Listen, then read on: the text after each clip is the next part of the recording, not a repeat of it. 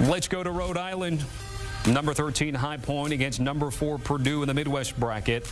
High Point riding a 14-game win streak, first tournament appearance in school history. Purdue, last year's national runner-ups to UConn, trying to snap a 3-game losing streak as that 4 seed. Braden Smith doing some work, hit 10 points in that first half. Late first half, it was the Smith and Kaufman-Wren show as Trey puts Purdue up 6. Purdue outscored High Point 18-6 in the paint. Then there's Camden Heide chucking up the 3, no good, but Miles Colvin coming in there to clean things up. Purdue up their lead to 8.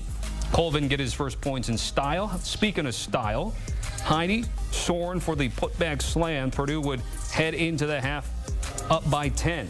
That was tied for the largest halftime deficit of the season, the Big South title game that High Point would come back from.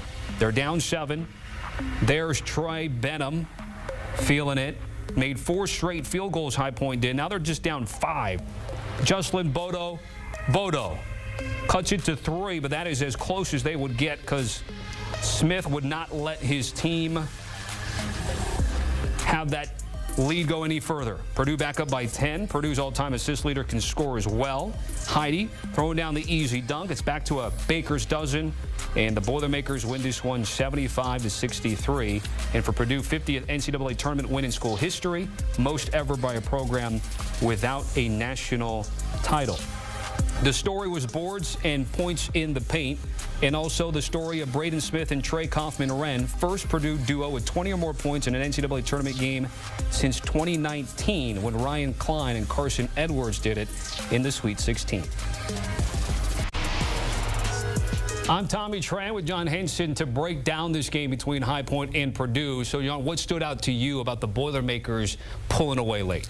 Well, you know, the offensive rebounding, clearly the most offensive rebounds in NCAA tournament history. 19. So, you know, that is something that stuck out to me.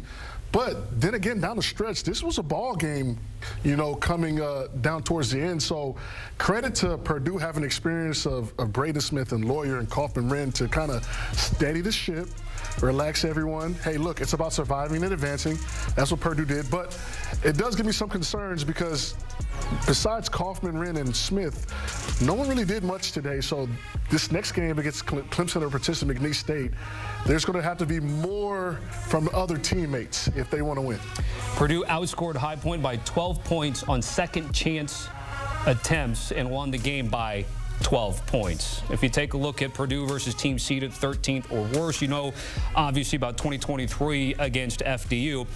To your point, boards and paint production was the story at halftime, and then watching this game in the second half, High Point would get to 5 or 6, and then Purdue would push it back to 10 or 11. That just seemed to be the theme, especially in the second half. And when you watch the game, you saw Braden Smith calm everyone down, run a set, get a good shot. When things kind of get a little dicey, 2-3 possession game, they usually got a really good shot. They scored. They got fouled. And that's just what All-American point guards do. And I'm glad Coach Perry's probably glad that Braden Smith is on his side because he is one of, if not the best point guard in the country. Lastly, speaking of Matt Painter there, what do you think he'll be focusing on? What do you think the next game preparation will be for his team? Well, you know, watch this next game, see if you're going to be playing Clemson or McNeese State. But, hey, look, guys, this was a game where we got on the boards. We probably won't have that advantage next round. But overall, they shot the ball decent. They didn't hit a lot of 3 5 for 15. Survive and advance. Coach Painter's been here before, obviously. And this is also kind of a good spot for him as well. When they have exited a tournament early, it's been 4 out of 9 times it's been in the first game in the first round. So he's got over that hump this year. So next game is going to be a lot tougher, obviously. Yeah, this was an excellent team up until about January, then hit a bit of a slide like we've seen a handful of other top teams do.